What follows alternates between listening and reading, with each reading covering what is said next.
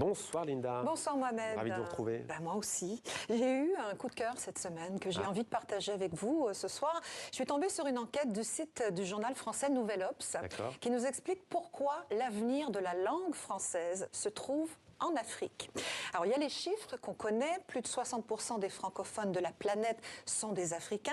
Et selon les prévisions, dans 25 ans, l'Afrique va héberger 85% des francophones du monde entier. C'est un renversement de tendance puisque dans les années 60, 90% des locuteurs du français vivaient en France et dans les pays occidentaux.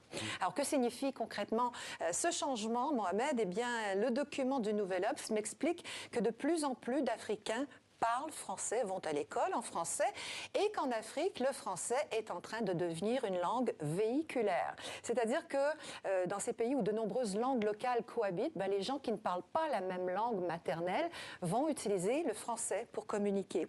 Or, plus une langue est utilisée, plus elle se diffuse et plus elle se diversifie.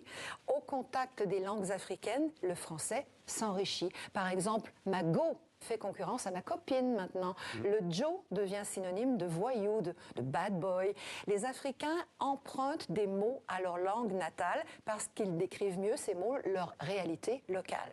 Vous connaissez le célèbre s'enjailler, Mohamed? S'amuser, faire la fête. Voilà, exactement. S'enjailler est un mot qui vient du Nouchi, l'argot d'Abidjan. Il est désormais employé tant dans les villes africaines qu'à Paris ou Montréal. S'enjailler est entré dans les usages et dans les dictionnaires de langue française. Alors, pourquoi, en France, ces évolutions sont-elles parfois perçues comme une menace par une partie de la population? Eh bien, pour des raisons historiques. Après la Révolution, nous explique le linguiste Philippe Blanchet dans ce document du Nouvel Obs, après la Révolution, la diffusion du français a contribué à construire l'identité nationale. La langue française a été sacralisée. On ne pouvait pas la modifier sans porter atteinte à l'identité nationale. Vous avez entendu parler de la controverse autour d'Aya Nakamura? Eh oui.